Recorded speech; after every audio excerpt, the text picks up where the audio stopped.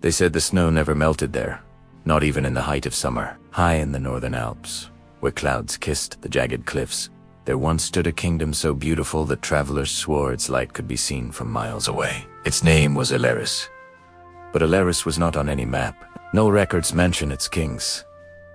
No traders wrote of its markets. It existed in whispers, passed down from shepherds who claimed to have seen ruins glittering under ice. In the year 1489, a storm, unlike any before it, descended on those mountains. When the sky cleared, Elaris was gone. No survivors, no trace, as if the earth had swallowed a kingdom whole. 500 years later, a man named Adrian Keller, a linguist and amateur historian from Austria, found a sealed box inside an abandoned monastery near Inside were scrolls.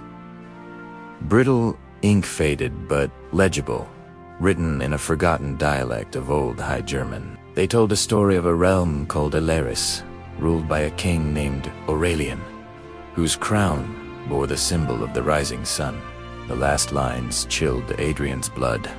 When the mountains fall asleep and the sun forgets the valley, we shall rise again, not as kings, but as memory. Adrian couldn't rest. He spent months decoding the dialect, tracing mountain routes and riverbeds that matched the descriptions. Every clue pointed to a hidden valley sealed by avalanches centuries ago. A place locals avoided, calling it Das Schwiegental, the Silent Valley. In the winter of 2024, armed with his research and an old compass, Adrian set out to find it. The journey was brutal. The snow rose higher than his chest, and the cold bit through his gloves. But on the third day, while crossing an ice bridge above a frozen ravine, he saw something glint beneath the surface. Faint gold lines, carved like symbols in the ice itself. He cleared it with his gloved hands. There it was, the emblem of Elaris, the rising sun. His heart pounded. He followed the markings until the path led him to a wall of pure ice. At first, he thought it was a glacier, but as the light of his lantern fell across it, he realized it wasn't ice at all.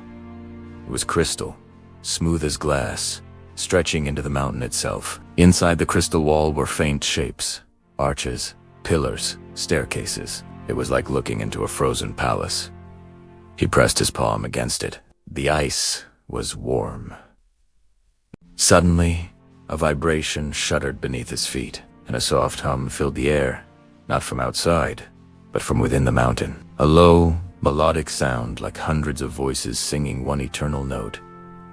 He stepped back, terrified yet mesmerized. He spent the next 3 days camping nearby, taking photos and samples. But every night, the same thing happened.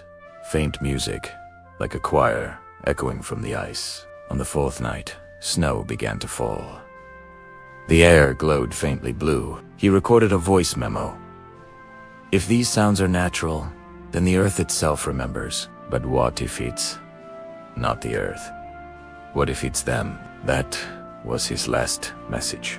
3 days later, a rescue team found Adrian's tent half buried in snow, empty. His equipment was untouched, and his camera still recording. In the footage, there was one frame before the battery died.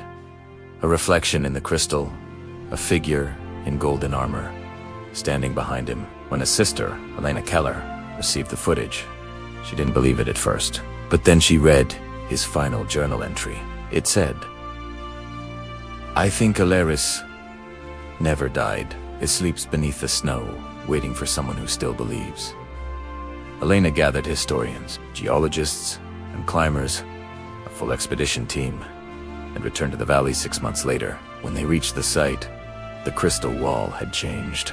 The carvings were clearer, the symbols glowing faintly under the moonlight. Among them, a pattern appeared, the crest of the rising sun, and below it, words newly visible in the ancient script. To those who seek light in the silence, follow the song. The team stood in awe. One of them began humming softly, imitating the tone from Adrian's recordings. The mountain responded.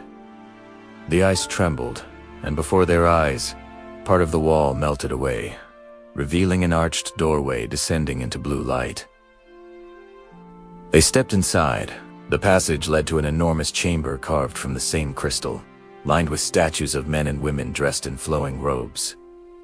Their faces were peaceful, eyes closed, as if asleep. At the center of the chamber lay a raised dais, upon which stood a golden figure, armor intact, eyes open. In his hand, he held a sword of white stone.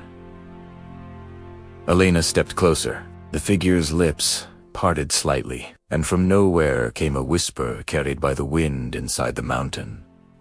The light endures, and then silence. When they left the mountain, dawn was breaking over the Alps. For the first time in centuries, sunlight struck the silent valley. Snow began to thaw, revealing ancient stone ruins beneath. Within weeks, archaeologists confirmed the discovery, an entire medieval city preserved under layers of crystallized ice. No known record matched its architecture, but for those who were there, one thing was clear.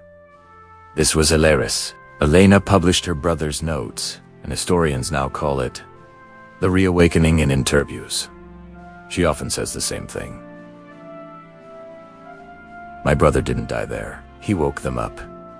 And when she's asked if she ever heard the song again, she smiles softly and says, only when it snows. The discovery of Elaris changed how the world saw its own past, not as something gone, but as something sleeping, waiting for the right voice to call it back. The Silent Valley is now restricted, protected by the European Heritage Council. But sometimes, hikers who wander too close claim they hear faint harmonies drifting from the wind, like a choir singing through the ice. And if you stand there long enough, some say you can see golden reflections beneath the snow. The last light of a kingdom that refused to die. Because legends, like hope, never truly vanish. They just wait for someone who believes.